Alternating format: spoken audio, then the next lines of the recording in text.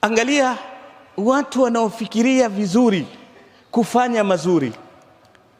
Mtoto mmoja shule zimefungwa, kazoea kila shule ikifungwa wazazi humpeleka ushago kwa bibi kule kwa nyanya, mpaka siku ya kufunguliwa wakaenda wakamchukua akarudi naye town.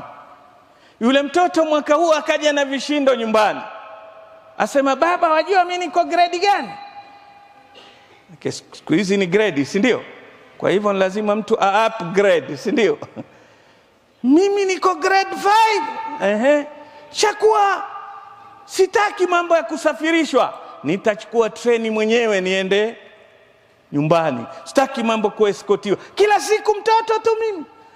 Wakajaribu kumconvince mtoto, asema hapana, nitasafiri peke yangu. Lakini wazazi wajua umri wa mtoto hana uwezo wa kusafiri peke yake, wakamkubalia. Ingekuwa si wazazi wenye kulea vizuri, wange kama hutaki kusafiri na sisi hakuna safari. Likizo yake wazazi wakasema tusimharibie mudi yake, sawa, tasafiri peke yako.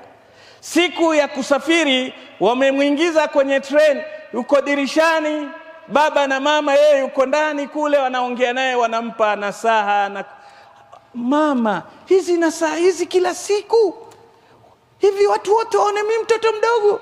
Najua, yes I know. Treni ataka kuondoka karibu, baba akaenda mbio akatoa kitu mfukoni kwake, akamuingizia kwenye mfuko wake.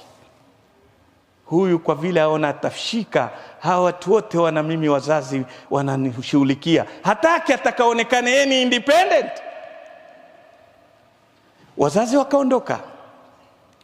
Mwenye kukagua tiketi akaja pale, akamwona mtoto mdogo wa darasa la 5 mdogo, akamuuliza, wewe tu nani?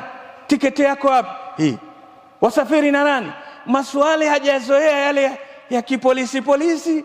Akaanza uoga, labda kuna nini?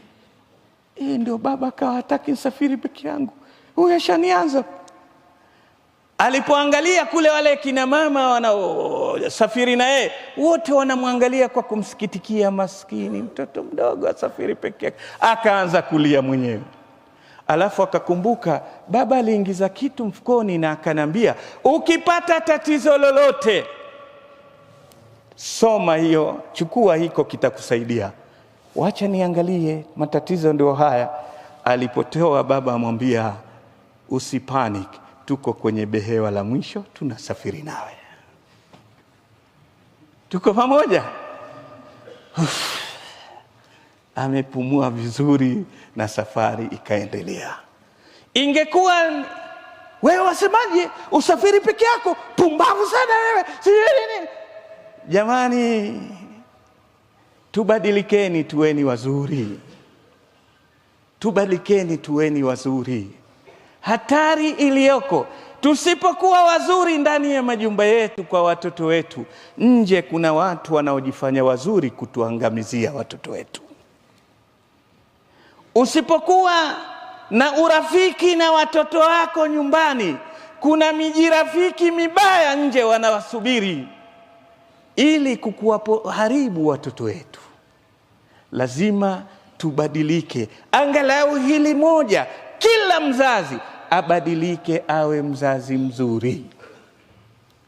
Na mlezi mzuri ni yule ataiga sifa ya Mtume Muhammad sallallahu alaihi wasallam.